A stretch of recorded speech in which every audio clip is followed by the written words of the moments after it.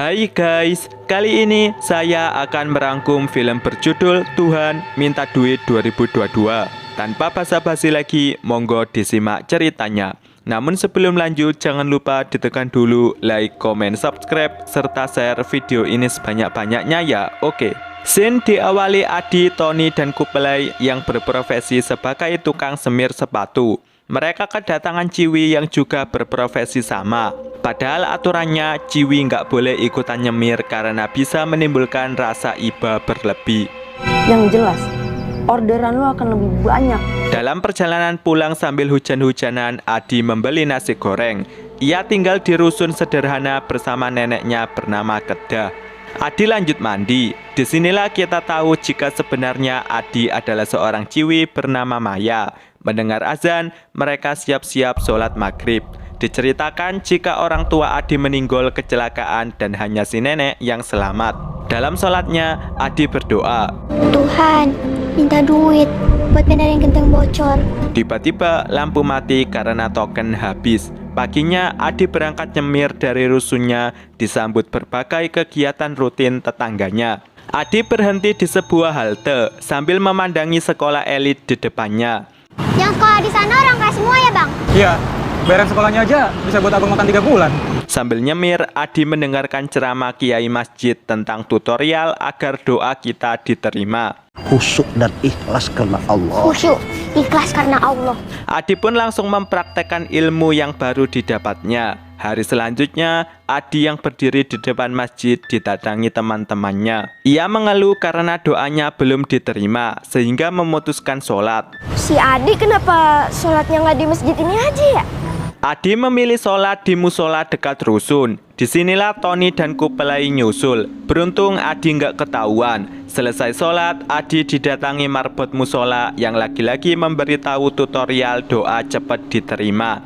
Ya sering-sering aja doa di masjid. Adi pergi, datanglah Tony dan Kuplay. Cari temannya, Dek. Tadi barusan sholat di sini, tapi sudah pergi. Cewek kan? Mereka langsung memberitahu ke Adi jika ada saingan tukang semir baru. Adi bertanya ke seseorang yang baru keluar masjid tentang doa apa yang baru ia panjatkan. Minta kesehatan, minta pun umur yang panjang. Dikasih om. Datanglah Kuplay meminjam alat semir sekalian memberikan saran agar Adi berdoa di masjid yang lebih besar biar cepat terkabul katanya. Adi pun benar-benar datang ke masjid yang lebih besar untuk sholat di sana, kemudian memanjatkan doa. Tony dan Kuplay bertanya ke bocil nyemir lainnya tentang Ciwi saingan mereka. Disinilah mereka bertemu Adi yang ketahuan membawa mukena dan sholat di tempat Ciwi. Baru pertama gue sholat di sini, jadi nggak tahu. Adi kembali ke masjid biasanya. Kali ini ia mendapat pelanggan. Terlihat si pelanggan berdoa khusyuk. Si pelanggan keluar dan memberikan ongkos. Lagi-lagi Adi bertanya tentang doa. Om tadi berdoa minta duit ya? Di rumah, Maya masih berangan-angan doanya dikabulkan. Paginya, Mbak Kedah belanja banyak sekali untuk modal jualan gado-gado katanya. Adi mendapati Kuplay sudah nyemir sepatu. Ia juga mendapat 50.000 dari si pelanggan yang tak lain tak bukan adalah pelanggan terakhirnya kemarin. Adi pun bertanya lagi, apakah ia berdoa minta uang? Ternyata si pelanggan ini dalam kondisi sedih karena anaknya terkena leukemia sehingga usianya nggak bakal lama. Om lebih baik hidup seperti kamu, tapi bahagia dengan anak Om. Adi pulang mencari neneknya, ternyata beliau jatuh dari kamar mandi. Adi langsung mencari Om Uda untuk dimintai tolong. Gerobak didatangkan untuk mengevakuasi Mbak Kedah. Bersama Om Uda, mereka sampai di rumah sakit. Adi yang merenung di rooftop diberi makan oleh suster di sana. Situasi semakin rumit karena uang Adi nggak cukup untuk membayar biaya rumah sakit. Mbak Kedah menyesal, mengapa bukan ia saja yang meninggal dalam kecelakaan itu. Mbak juga selamat. Senajan aku urip gopo nek sikilku koyo ngene. Masih di masjid yang sama, Tony dan Kuplay memberikan bantuan uang. Adi pun lari untuk sholat di musola biasanya dan kembali berdoa minta duit. Adi beres-beres habis sholat, kebetulan ada Tony dan Kuplay. Disinilah kedok Maya terbongkar, bahkan Tony menarik kembali uang pemberiannya. Maya pun pulang ke rumah sakit untuk menjaga Simba. Di bawah pohon besar, Maya berdoa minta uang. Tiba-tiba ada tas jatuh yang isinya adalah uang sedebok. Kabar buruknya itu hanya mimpi. Maya keluar, ternyata ada perampok yang bersembunyi di rusun ini. Keesokan harinya, Maya keluar nggak pakai kupluk. Di bawah pohon besar, ia berdoa. Ya Tuhan, saya minta duit. Mimpi. Mau pergi, Maya kesandung tali tas. Ia pun menarik tas tersebut yang tentu saja berisi uang. Maya membawa tas tersebut ke rusun dan bertemu Om Uda. Di mana kamu dapat tas itu? Bagus itu, Mai. Kalau dicuci bisa dijual toh. Di kamarnya, Maya membuka uang temuannya. Ia mengeluh karena uangnya kebanyakan.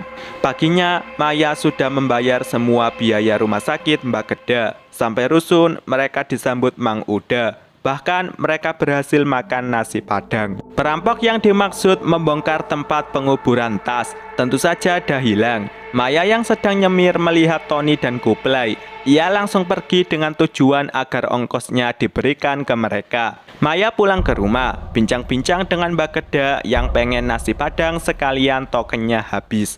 Maya pun mengambil uang temuannya dan langsung pergi membelinya. Om Uda ditagih pemilik rusun, padahal ia masih butuh uangnya. Maya yang baru datang pun mendengar kesedihan ini. Lagi-lagi Maya dan mbahnya berhasil makan nasi padang. Om Uda yang tertidur disodori uang oleh Maya untuk kebutuhannya. Di rusun, Mbak Geda yang curiga dengan uang Maya malah menantang. Mbah mau makanan Padang yang mahal itu. Maya pun benar-benar membelikan nasi padang. Di perjalanan pulang, ia bertemu Om Uda yang mengucapkan terima kasih atas pemberian uangnya. Tentu saja hal ini didengar si perampok. Rumah yang masih bocor mengakibatkan TV-nya mati. Esoknya, Maya ke toko elektronik untuk beli TV. Tak sadar ada perampok di sana. Di perjalanan pulang, Maya disambut anak-anak rusun yang ikut senang karena TV barunya. Diam-diam, si perampok masuk rumah Maya. Ia langsung meminta tasnya kepada Maya. Tas mau diambil, Maya mempertahankan sehingga tetangga datang membantu. Si perampok yang kalah pun memanipulasi keadaan dengan menelpon polisi. Gercep sekali polisi datang langsung geledah rumah dan Maya digelandang karena Maya dilaporkan terlibat perampokan. Maya diinterogasi tentu saja didampingi Mbak Geda. Bahkan berita penangkapan Maya sampai di telinga Tony dan Kuplai. Mereka juga menceritakan kabar ini ke pelanggan biasanya. Ditangkap polisi, Om. Si pelanggan langsung datang ke kantor polisi untuk menjadi pengacara Maya. Syaratnya satu, kamu harus jujur semua sama Om. Di penjara, Maya menyesal karena telah menggunakan uang temuannya. Bahkan sekarang nama Maya sudah dicap jelek oleh tetangganya. Mereka cerita ke pengacara jika ada orang yang selalu datang ke warung ini untuk mengintai warga sekitar. Nah, nih ada fotonya nih, Pak. Pengacara langsung menunjukkan foto orang yang dimaksud ke polisi. Si perampok kembali ke rusun Maya sudah kerjasama dengan temannya yang katanya sudah mendapat tas di rumah Maya.